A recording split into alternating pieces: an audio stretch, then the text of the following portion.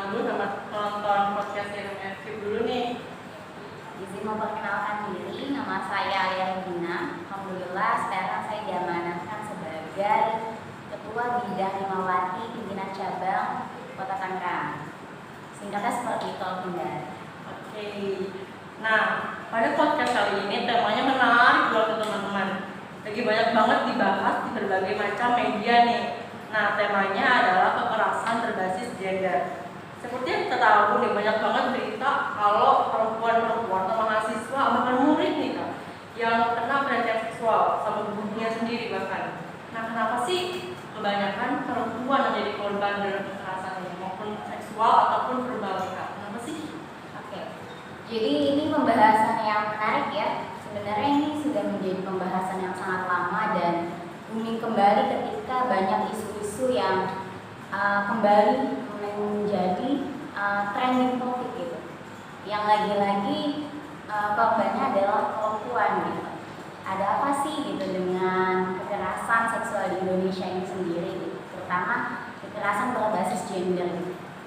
Nah, kalau kita membahas tentang kekerasan berbasis gender, kita perlu memahami terlebih dahulu kekerasan berbasis gender itu apa. Kalau yang saya pahami itu, kekerasan berbasis gender itu adalah suatu bentuk tindakan baik secara verbal ataupun non-verbal yang dilakukan oleh seseorang itu melihat dari sosial gitu, dari bagaimana peran itu ada di lingkup sosial, adanya perbedaan peran di mana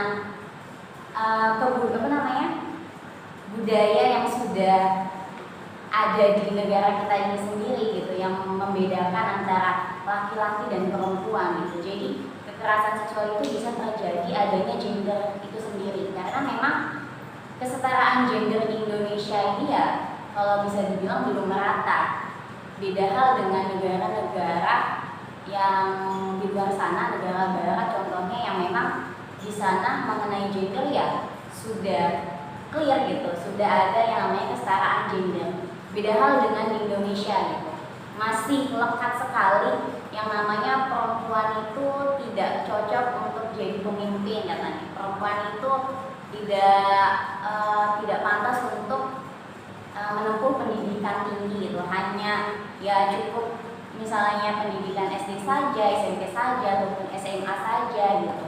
Karena ya menurut mereka perempuan itu cukup kerjanya di dapur gitu kan, mengurus suami, mengurus anak gitu.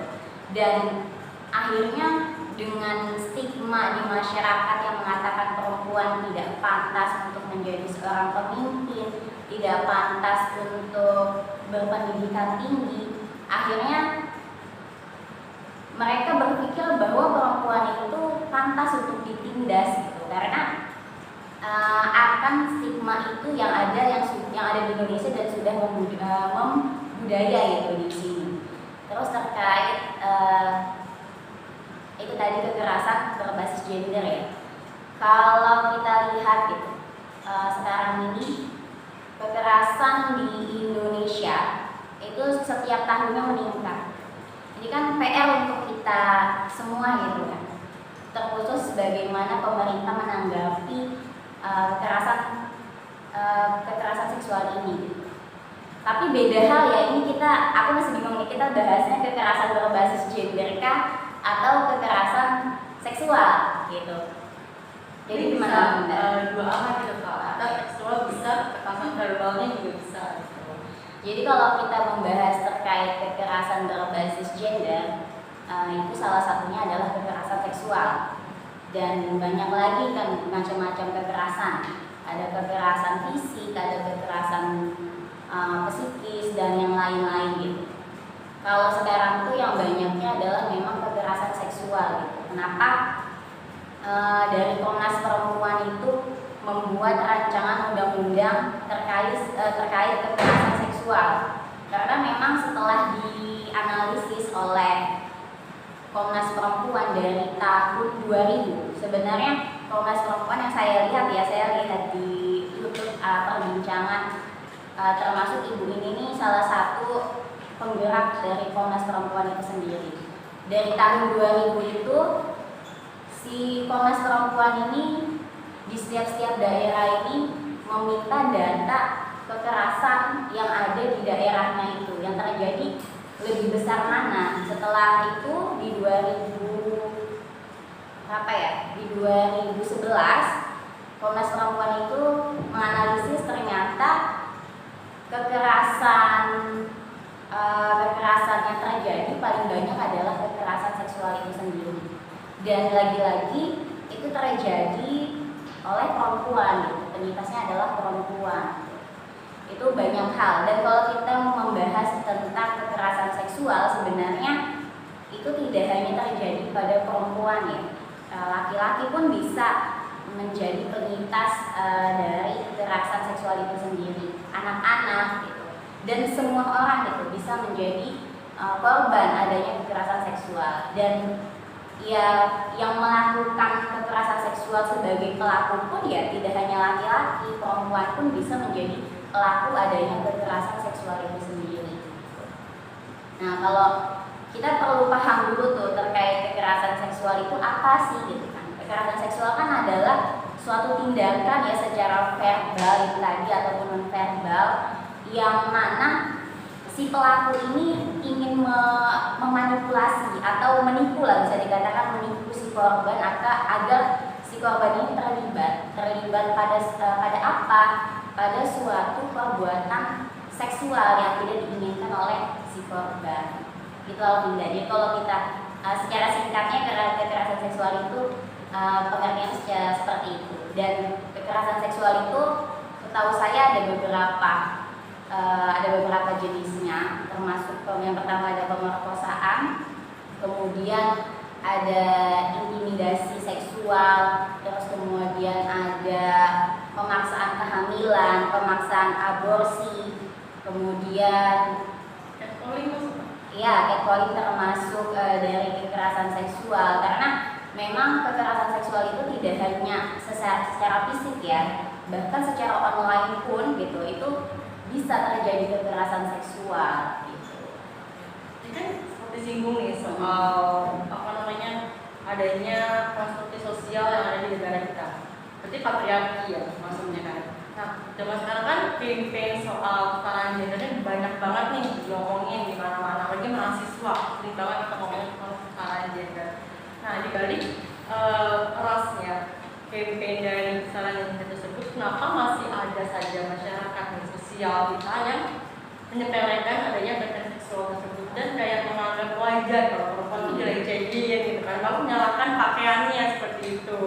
Nah, ini gimana Kak menurut pandangan kalian soal sosial seperti itu? Ya, ini pembahasan yang menarik juga ya. Kalau kita bahas gitu patriarki gitu kan, terus apalagi namanya kesetaraan gender ini sudah ibaratnya sudah dibumingkan, tapi masih saja lagi-lagi perempuan yang menjadi korbannya gitu. Makin banyak gitu kan. Kira-kira apa sih gitu kan, perlu seperti apa lagi gitu. Terus kadang-kala yang disalahkan adalah korbannya gitu kan, katanya pakaiannya terlalu seksi jadi mengundang adanya suatu perbuatan yang tidak diinginkan gitu.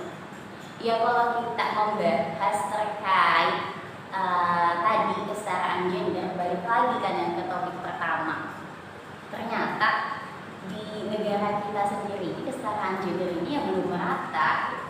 Beda hal mungkin kita yang tinggalnya di daerah kota ya, di daerah kota yang mana kalau kita lihat kesetaraan gender itu sudah ada.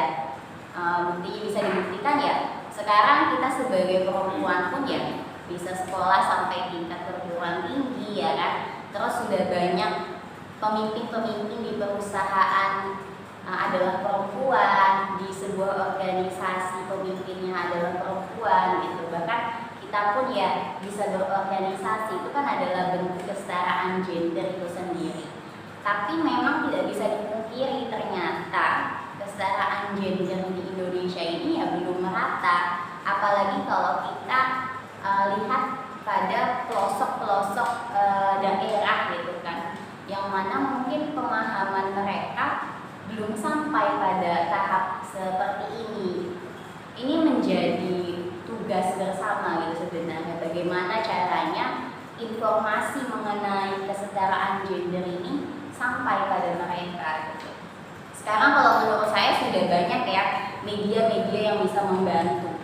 Ya salah satunya adalah memang kita harus mensosialisasikan terkait itu apa gender, harus ada kesetaraan gender, ataukah kita harus memberi pemahaman kepada masyarakat juga apa yang dimaksud dari kekerasan seksual agar masyarakat juga paham gitu.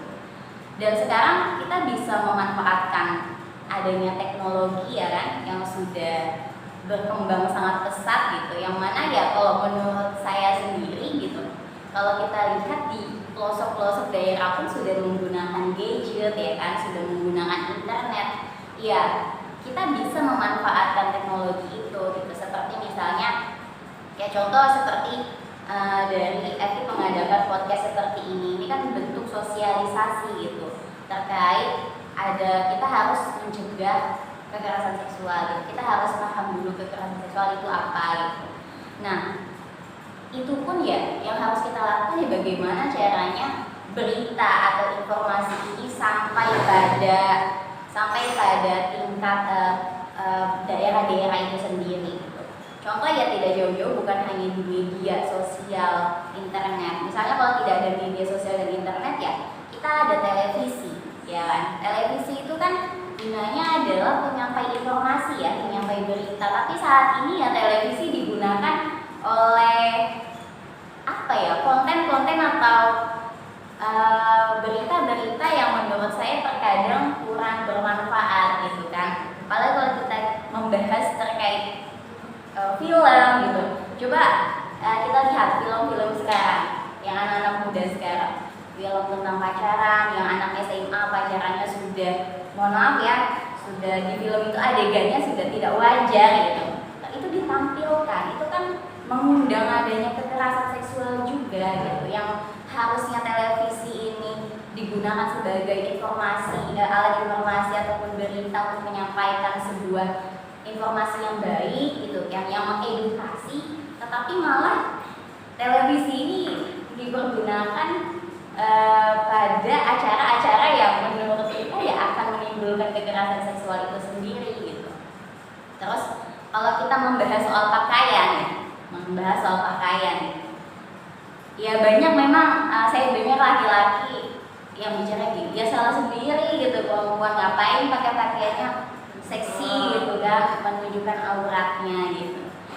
Iya, sekarang gini ya, kalau kita lihat, jangankan perempuan yang berpakaian seksi, ya kan? Terkadang perempuan yang sudah berpakaian tertutup dari atas sampai bawah pun laki-laki masih banyak yang menggoda. Ya, ternyata, ya kita tidak bisa menyalahkan terkait pakaiannya, tetapi bagaimana laki-laki itu menjaga pandangannya, ya kan? Ya memang kalau kita bahas pakaian pun ya, memang itu ada pengaruhnya. Bagaimana kalau kita membahas soal di agama kita sendiri gitu kan, bagaimana Islam mengajarkan kita bahwa perempuan itu harus menutup aurat, itu kan adalah sebuah kewajiban. Ternyata ya di balik kewajiban yang Tuhan berikan kepada kita gitu, kepada perempuan khususnya untuk menutup auratnya, menjulurkan jilbabnya dari atas sampai bawah, ya ternyata untuk menjaga diri kita, benar kan, ibaratnya itu bahwa ayat itu terbukti benar adanya gitu. Dan laki-laki diperintahkan untuk menjaga pandangannya, ya kan? Berarti kan laki-laki ini bagaimanapun ketika dia melihat sesuatu hal di hadapannya, mau itu perempuan cantik, mau itu perempuan yang berpakaian seksi, ya itu PR gitu untuk laki-laki tersebut bagaimana menjaga pandangannya. Dan lagi-lagi ya kita harus sama-sama bekerja sama. Itu mau baik laki-laki, baik perempuan, yang mana perempuannya itu tadi membantu laki-laki untuk menjaga pandangan dengan cara menutup auratnya dari ujung kepala sampai ujung kaki. Dan untuk yang laki-laki ya bagaimana cara menjaga pandangannya. Intinya kita saling bekerja sama di sana gitu. Kalau kita memang saling menyalahkan ya tidak ada selesainya gitu. Nah, bahkan kalau kita membahas terkait kekerasan seksual akan berhenti atau tidak gitu. Ya jawabannya kalau menurut saya sendiri tidak akan selesai. selesai kekerasan seksual itu tahun ke tahun pasti terus ada, ya, tahun ke tahun pasti terus ada. Tapi kita berharap adanya pengurangan dari kekerasan seksual itu sendiri. Kenapa terus ada? Yang pertama, penyebab dari kekerasan seksual adalah diri kita sendiri. Yang kedua adalah lingkungan sosial. Jadi bagaimana diri kita memanajemen diri kita sendiri agar tidak terjadi kekerasan seksual. Contoh tadi ya kan, menjaga pandangan, terus menurut aurat itu termasuk bagaimana diri kita sendiri, bagaimana diri kita menjaga syahwat kita, ya kan. Lalu kemudian lingkungan sosial, yaitu lingkungan sosialnya bagaimana pertemanan kita, bagaimana apa yang ditampilkan oleh negara kita. Contoh film bisa menjerumuskan kita kepada perbuatan seksual, terus apalagi ya, berita-berita yang menurut saya kurang pantas diberitakan gitu kan, gosip-gosip, ya itu bisa menimbulkan perbuatan yang tidak diinginkan gitu. Itu kan perlu kita kurangi soal tindak. Tadi kan bahas soal meningkatnya kasus korban seksual dari tahun ke tahun ya. Mungkin penyebabnya itu adanya kurangnya kepekaan hukum terhadap pelaku. Jadi balik lagi ke soal lemahnya edukasi masyarakat juga. Nah, soal hukum tadi yang Komnas Perempuan pernah ajukan itu RUU PKS ya, sempat dibahas beberapa kali di rapat paripurna DPR, dan bulan ini juga bulan Desember pernah hampir dibahas tapi tidak jadi karena katanya teman-teman terlalu complicated gitu. Nah, ini gimana sih Kak? Kenapa sih negara kita ini masih meremehkan hal seperti itu dan tidak langsung mengesahkan RUU ini, lalu masuk ke rancangan saja? Maka ada wacana akan dikeluarkan dari rancangan undang-undang ini, gimana Kak? Terus tidak tegasnya negara kita. Jadi kalau kita membahas RUU PKS ya, itu kalau aku kemarin tuh pas kajian itu juga ngebahas terkait RUU PKS kan. Ternyata sudah lama sekali RUU PKS itu ada dan sampai sekarang belum disahkan gitu. Kalau aku sempat lihat itu terkait isi-isi RUU PKS, tapi aku nggak hafal sih, cuma aku pernah lihat gitu. Menurut aku sendiri ya, isi dari RUU PKS ini sudah melindungi korban ya, karena ya memang kita tahu ada yang namanya undang-undang terkait hak asasi manusia, ada tentang bullying ya kan, terus ada kekerasan kekerasan juga berbasis gender, itu ada hukum-hukumnya ternyata. Tetapi itu tidak secara spesifik kalau menurut saya.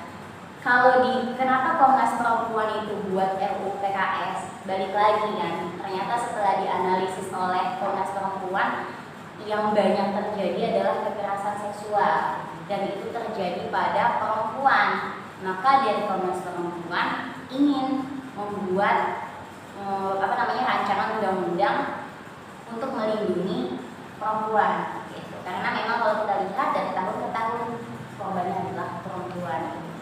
Memang sangat disayangkan sekali gitu, bertanya-tanya pasti kenapa sih gitu, kok sampai sekarang belum disahkan gitu, ada apa gitu, jarang dilakukan gitu. Ada apa nih kira-kira dengan dewan kita yang duduk di sana gitu kan, alasannya apa gitu.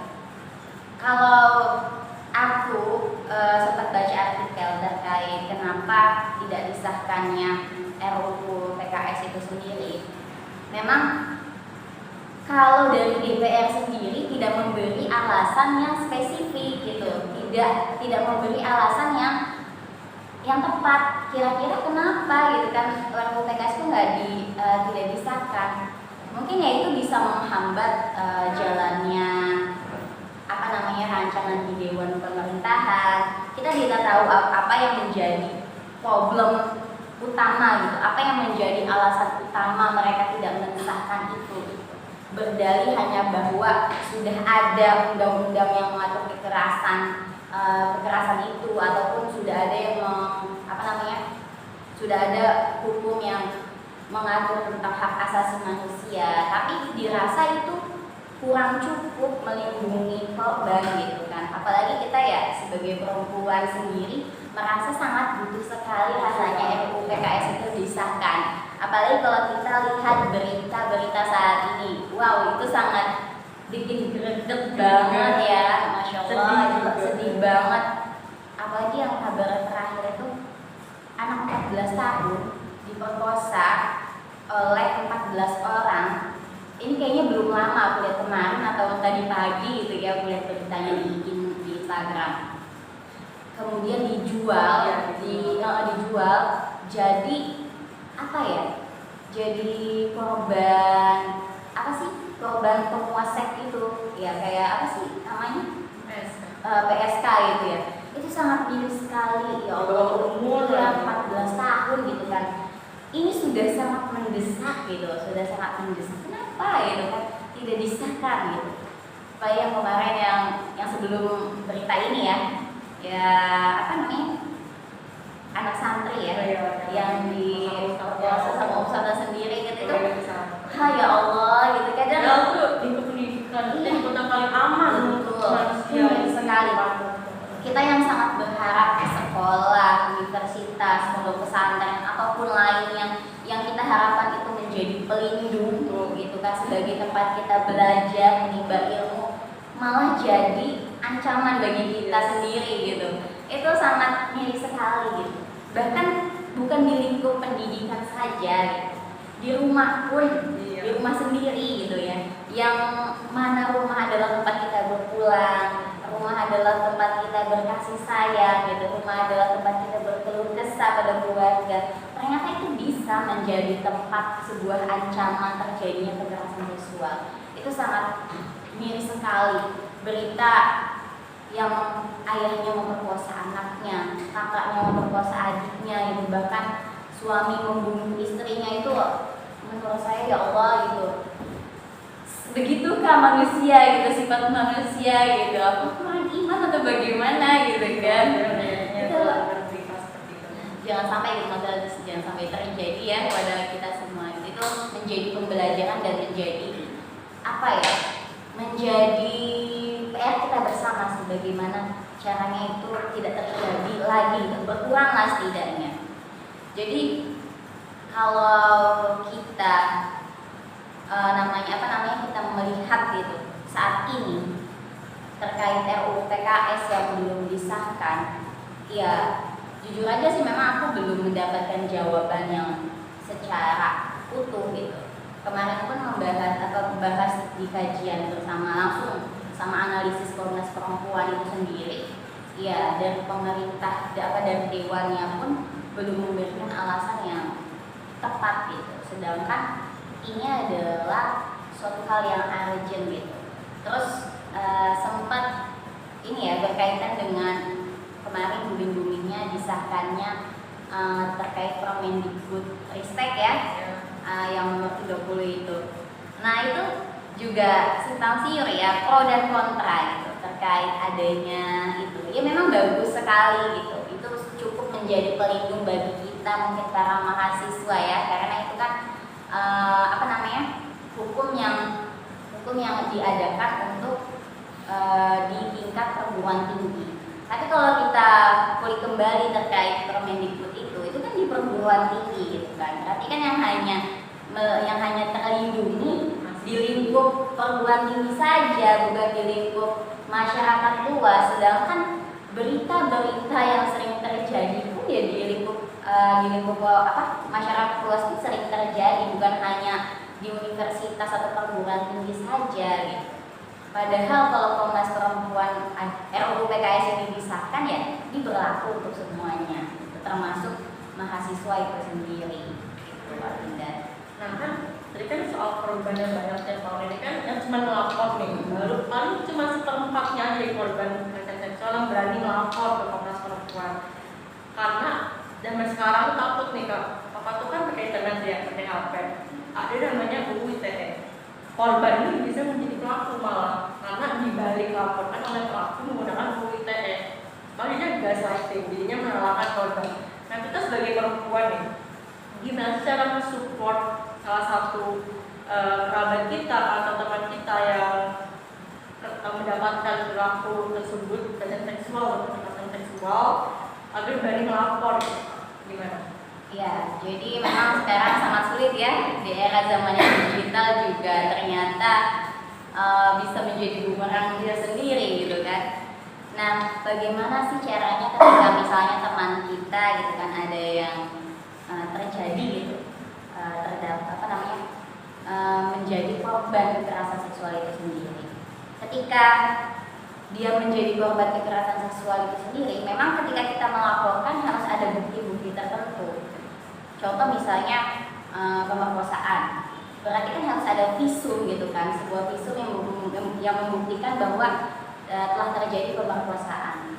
Yang pertama dilakukan sih oleh korban adalah ketika terjadi kepada korban itu sendiri, korban segera menemui tempat keramaian, atau misalnya langsung ke kantor polisi atau ke teman terdekat ya kan, atau langsung ke rumah sakit gitu untuk mengambil visum itu. Tapi untuk mendapatkan visum itu yang saya tahu, ini mungkin anak kesehatan yang lebih paham ya, yang saya tahu ketika si korban tersebut misalnya mohon maaf ya diperkosa, itu langsung ke rumah sakit diambil visum, jangan membersihkan badan terlebih dahulu atau mandi dulu, karena khawatir nanti malah hasilnya tidak konkret gitulah, atau tidak terdeteksi ya gitu. Jadi setelah dia mengambil visum itu, baru dia bisa melaporkan misalnya ke kepolisian gitu kan, atau misalnya langsung ke perlindungan perempuan gitu, Komnas Perempuan itu sendiri gitu. Dan kita sebagai temannya jangan langsung mengintimidasi atau menyalahkan korban.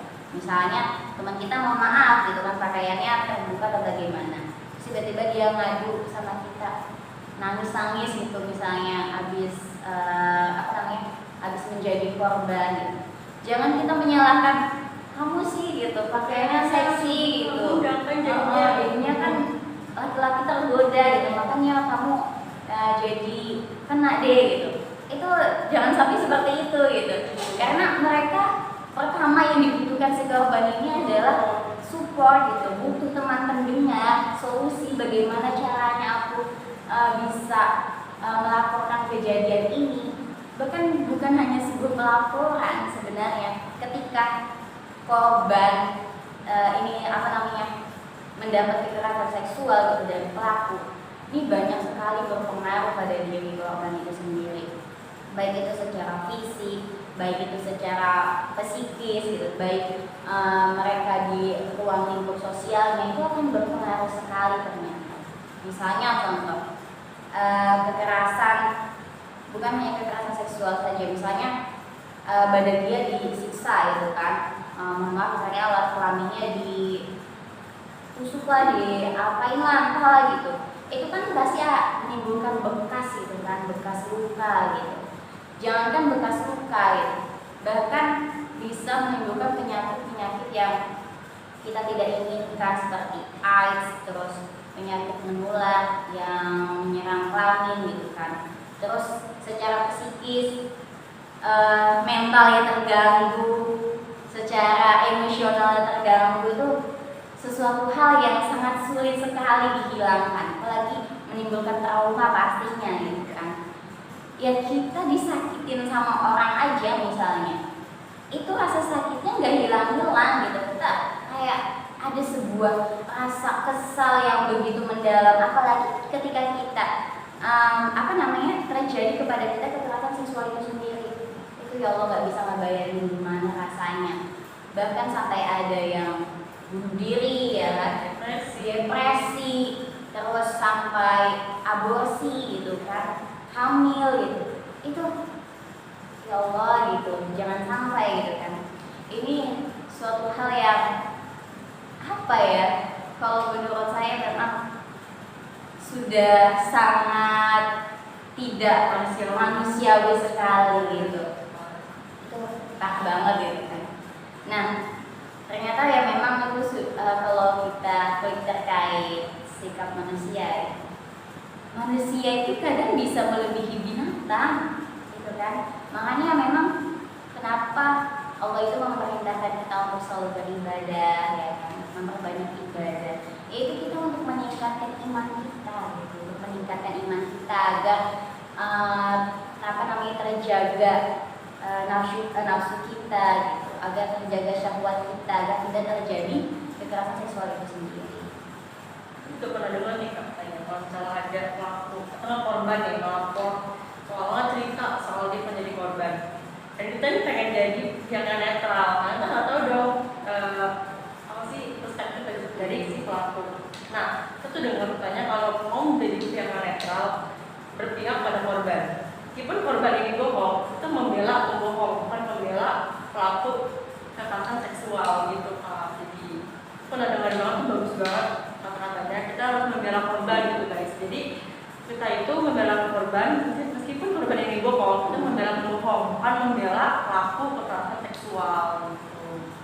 Ya, jadi menanggapi ya yang dikatakan Alvinda, saya setuju gitu karena ketika kita membela si korban, meskipun itu si korban bohong ya, kalau dia sudah menjadi korban gitu, tapi itu membantu kita untuk mengurangi kekerasan seksual itu sendiri, gitu. mendukung menjadi support system gitu untuk para korban gitu, bahwa mereka merasa bahwa aku ada pelindung gitu. Itu nggak sendirian loh, ada teman-teman yang lingkungan apa yang lebih aware sama hal seperti ini. Mungkin itu aja pembahasan kita hari ini ya teman-teman. Kalau teman-teman ingin ngobrol lebih jauh, mungkin bisa follow IG-nya kalian. IG-nya apa ya? IG aku cari aja @aliare26. Nanti ketemu. Pokoknya pakai jilbab ungu aja ya foto profilnya. Ya jangan lupa juga ya follow Instagram-nya Memkit sama subscribe juga YouTube ini. Terima kasih teman-teman sudah menonton, semoga bermanfaat. Bila bisa beri hak, kata di Wassalamualaikum